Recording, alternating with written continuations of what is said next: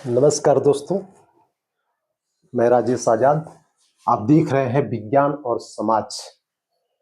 इग्नू में दाखिला लेते समय सबसे पहले दिमाग में सवाल आता है कि एक क्रेडिट्स क्या है, कोर और इलेक्टिव का मतलब क्या है, इनमें क्या फर्क है, क्या काम के बोझ से दबे हुए लोग पढ़ाई कर पाएंगे, खासकर ग्रामीण छात्रों के लिए, किसान और मजदूर परिवार के छात्रों के लिए। ये डरावना लगता है कि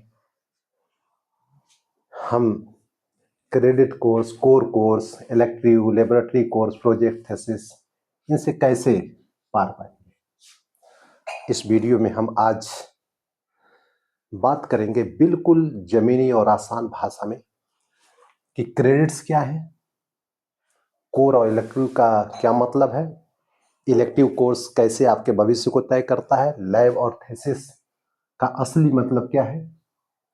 यह वीडियो ध्यान से देखिए क्योंकि यह सिर्फ जानकारी नहीं, आपको हिम्मत देगा। क्रेडिट कोर्स जो आप कुल टोटल पढ़ाई, जो कुल समय देते हैं, मेहनत की यह कमाई, ये क्रेडिट से मापा जाता है। किसी भी विषय को पढ़ने के लिए कितना समय, कितना अभ्यास, कितना आपने गहराई दिया, उसे क्रेडिट से मापा जाता है। इग्नू के अनुसार एक क्रेडिट मतलब 30 घंटे। इसमें शामिल है किताब का पढ़ना, नोट्स बनाना, असाइनमेंट, प्रैक्टिकल और प्रोजेक्ट, रिवीजन। मान लीजिए मॉलिक्यूलर सेल बायोलॉजी है तो 4 क्रेडिट्स का होता है, यानी लगभग आपको 120 घंटे आपको पढ़ाई करनी है। इसलिए एमएससी जूलॉजी में कुल 180 क्रेडिट्स मिलते हैं, यानी कि 2400 घंटे की अकादमिक पढ़ाई। परीक्षा में क्रेडिट सीधे नंबर नहीं होते हैं, लेकिन वर्कलोड की यह मात्रा बताते हैं। अब हम पढ़ेंगे, समझेंगे कि core course, elective course, laboratory course, project और थीसिस। कोर कोर्स, यह मुख्य पाठ्यक्रम को कोर कोर्स कहते हैं। यह बीज के समान होता है, जैसे खेत में हम डालते हैं।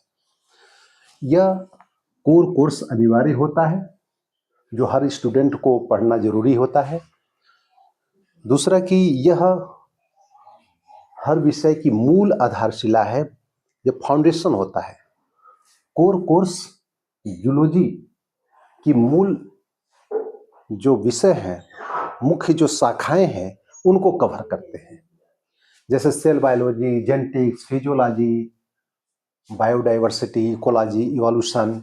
ये कोर्स होते हैं। MZO0001, MZO0002, ये सब 1 2 3 4 5 6 7 8 9, ये 9 कोर कोर्स है। Molecular cell biology, genetics and biotechnology, comparative animal physiology and biochemistry, systematic biodiversity and evolution, genomics, proteomics, biostatics and bioinformatics, principle of ecology, immunology, research methodology.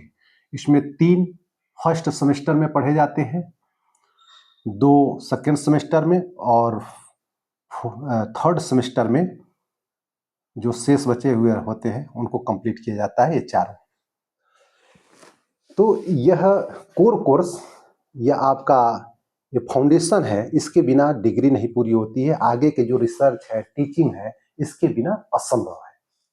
इसलिए core course का मतलब है backbone of zoology. Elective course अब समझते हैं। इसका मतलब है कि अपनी रुचि से चुना गया विषय। इलेक्टिव कोर्स उतने ही अनिवार्य हैं जितने कि कोर कोर्स हैं, क्योंकि कुल जो 80 क्रेडिट्स हैं उसे पूरा करना अनिवार्य है, और इलेक्टिव कोर्स के बिना क्रेडिट्स आपके अधूरे रह जाएंगे। अधूरे credits not equal two degree. Core course और इलेक्टिव कोर्स दोनों मिलकर एमएससी की डिग्री पूरा करते हैं। कोर कोर्स जहां फाउंडेशन है, वहीं इलेक्टिव कोर्स आपकी विशेषज्ञता को, स्पेशलाइजेशन को बताता है। इसलिए सही रणनीति यह है कि आप इलेक्टिव कोर्स को ना छोड़िए, स्मार्ट तरीके से इसको पढ़िए, आगे के करियर, आपकी रुचि, आपका पहचान, आपकी दिशा इसी इलेक्टिव कोर्स से तय होता है। एग्जाम्पल के तौर पे आप देखिए, समाज विज्ञान में आप जाते हैं, उसकी तरफ दिशा आपकी है तो बिहेवियर, एनिमल वेलफेयर, एथिक्स। अगर कमाई धमाई और आजीविका से जुड़े हुए हैं, रोजगार से जुड़े हुए हैं, तो फिशरी कल्चर, एक्वा कल्चर आप इलेक्टिव कोर्स पर ज़्यादा जोर देंगे। यह रिसर्च की तरफ जाना चाहते हैं, लेबोरेटरी में जाना चाहते हैं, तो पैरासाइटोलॉजी और फिर मॉलिक्यूलर सेल बायोलॉजी का आप अध्ययन करेंगे।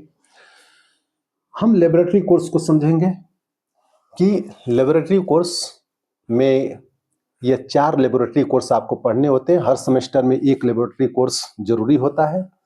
तो लेबोरेटरी कोर्स का उद्देश्य क्या है? जो थ्योरी आपने अध्ययन किया, पढ़ा, उसको हाथ से करना है और उसको समझना है, यानी व्यवहारिक अध्ययन करना है। माइक्रोस्कोपी, डिसेक्शन के जरिए, एक्सपेरिमेंट के जरिए यह किताब को जमीन पर उतारना, व्यवहारिक रूप देना, व्यवहारिक समझ विकसित करना। ये भी 4 क्रेडिट्स के होते हैं। मतलब कि लेबोरेटरी एक, जैसे यह बीज है कोर कोर्स, और यह फसल की वैरायटी है, धान, गेहूं, कोई भी, उसी तरह से खाद और दवा का काम लेबोरेटरी कोर्स करते हैं। और उसी तरह से प्रोजेक्ट और थीसिस है।